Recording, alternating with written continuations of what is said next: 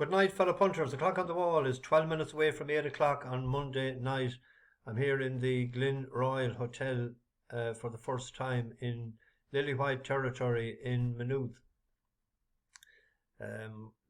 Last night of the tour, so I bought them the customary pint there a few minutes ago with 3 pints of Guinness, 6.40 shout. It wanted to be good, it was good. But it's gone that way now. There's over €6 everywhere. Paid 6.30 last night in the King's Head and 6.10 in O'Connell's. There was music in the King's Head and a right good band there was too. I stayed until 11 o'clock or 10 past. And to 12:30 going to bed, I watched them setting up the Christmas party at Ayr Square for a half an hour, 3/4. There were a German crowd that came in. They worked through the night. As I checked it out again this morning, we didn't leave until 10 o'clock. We went to Sean's Bar today. They wanted to buy t-shirts, which they did. And then we went to, what do you call it? Oh man, we wouldn't get into it anyway unless we went on a 3-hour tour where the solstice comes. Newgrange. We went to the wrong place first and then we went to the visitor centre. And you have to go on a tour. You can't drive to it. You have to hop on a bus, probably for narrow roads and parking reasons. So there was one at 3:15. They wouldn't be back at 5:15, so they declined because they weren't going to the one they wanted. They had a good time. Good time in Galway last night. I went into O'Connell's bar. I said I'd bring in the phone, have a quiet pint, and studied for the Melbourne Cup. I had 1 pint drank, ordered a second. It was tipping away nicely, and the music must have stopped or something. I was asked to lower the volume on the phone, which I did because I put it into my pocket and out the door like a scalded cat I went, which benefited me greatly because I went down to the King's Head and there was a great band, mighty band altogether. I had 3 more pints. Only played there on a Sunday night. Just they were brilliant. Great mix of stuff altogether. So a bit of a lie this morning, that's why I didn't do a video. I put up one horse and we hit the bullseye 5-1. It drifted out to sevens. Someone told me there today. I backed it last night at fives and at 11-2. 11-2 I think. Kaya Fraser, the £3 made the difference. He's a good lad. He's got us some winners in the last while. So good start to the week. We're on the road at 10-7 in the morning. The flight is at 11:15, but they want to be there early. It's a 35-minute drive, I'd say. So the fact that it's Tuesday as well should be no problem. But they enjoyed their trip, I have to say, and I asked them what was their highlights there a few minutes ago. There are many of them. Tomorrow, the one horse there that we're going to take it on the Fav. The Fav won last week, but it's over 1.5 miles. They're paying 3 places with 365, which is, it could be well worth an strong each way bet on it, on Kitsune Power. This is the farthest it will have ran. It's nearly 1.6 miles. It did run well enough the last year, but it wasn't a mighty field. It beat. Kitsune Power is back to a winning mark and it likes cutting the ground. Won off 74 before, back to 74. We backed it before, got a bad ride that time, went to second to the Dancing Poet, Thomas Easterby. Even though there's only, 7 in the race, he got into bother. That was over 1.6 miles. He was closing that day. Better on soft, I think. The good ground on although he won on good firm before, I thought cut was suited. But I did say at the time that there is a race and I'm back to the same mark. 3-year-old is getting a few pound allowance, all right. But the safest thing would be for anyone to back in it, probably if you go the 3 places with 365 back it each way and back it without the Fav. Back it to win as well. I didn't get a chance last night, to look at much, so, and the tracker was scarce enough today. So that's the only one. And now it's 9-4 without the favourite. The Melbourne Gold Cup, that's why I come on early, is on.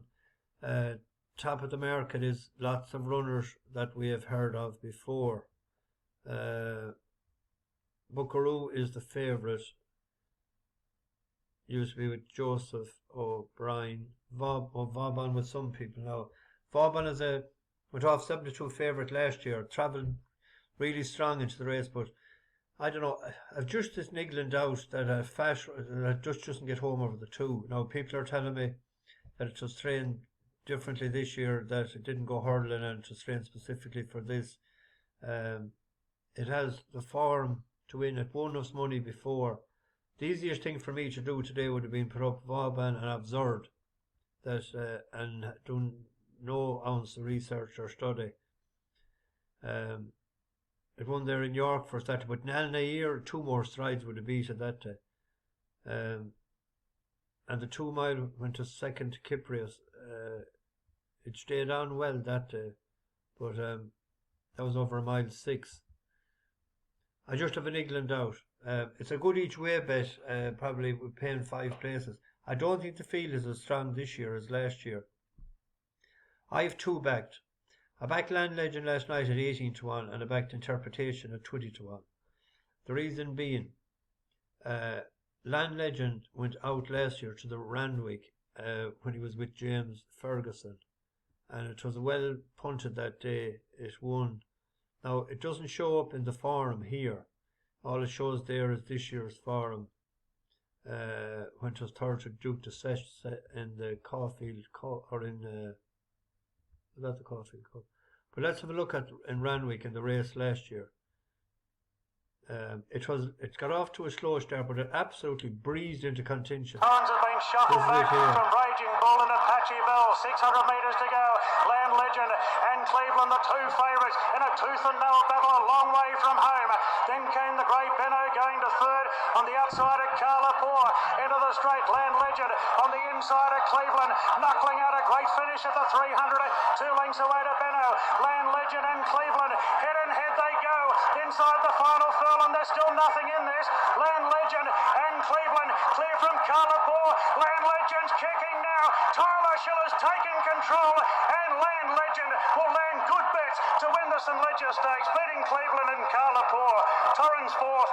Then that was 1 mile 5 and something. It wasn't the full mile 6.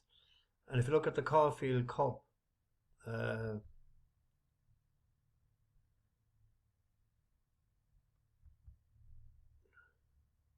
softest skin needs the softest fairy. fuck that.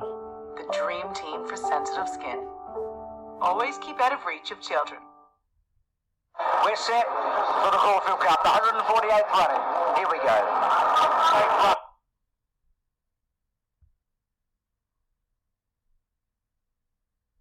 I thought I did set up.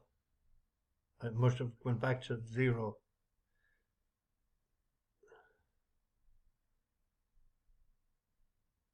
Here we go. Claims deny knowledge. Land Legend right there in second place, chasing Duke de Cesar. 2 for the back is Elias, and then came Sardozi and a gap to Fancy Man. Duke de Cesar comes around the corner. 300 metres to go. 2 legs, 3 legs in front of Land Legend, who couldn't sprint with it. Deny knowledge wax on Sardozi, and here's Buckaroo. Duke de Cesar, 200 metres to go. 4 legs in front. Buckaroo's the only danger. Trying to get into the lead. Duke de Cesar, 100 to go from Buckaroo, I think the 3 quarters, but it's going to be Duke de Cesar. How's coming? This is your moment. I think that But in that race, we didn't see the whole story there. He had travelled into it, but he was as keen as hell. He was drawn in trap 1, and I just thought they were training him for this race specifically.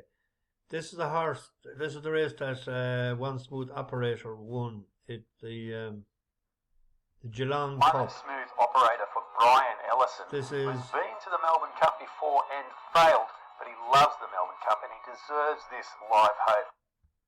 and comes away. One Smooth Operator, 3 legs in front.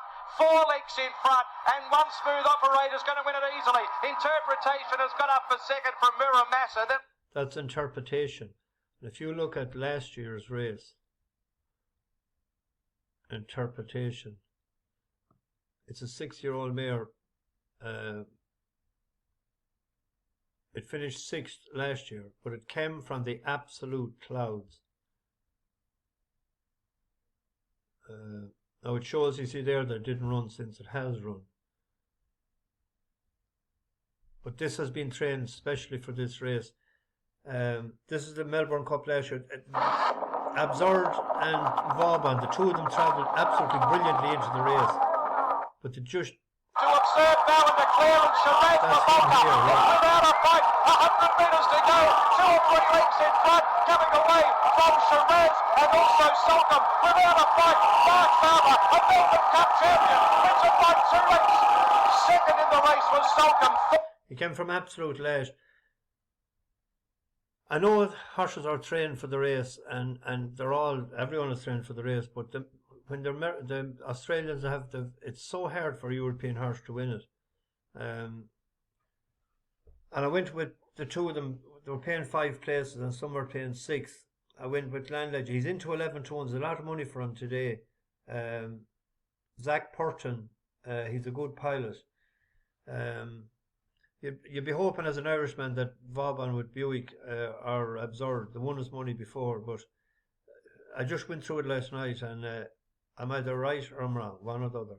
So the two that I'm putting up, and then there's a couple of horses. I just didn't have time to get them there. They're not on the card. That we backed and know from before in the lead up in the race before that. I just what was that? They want to get this up into the oven.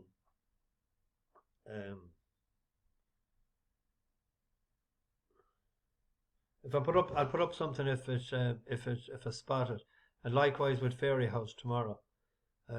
Only for I want to get home to get the internet sorted, I'd go to Fairy House on my way home. But anyway, best of luck. Bash the bookies over and out.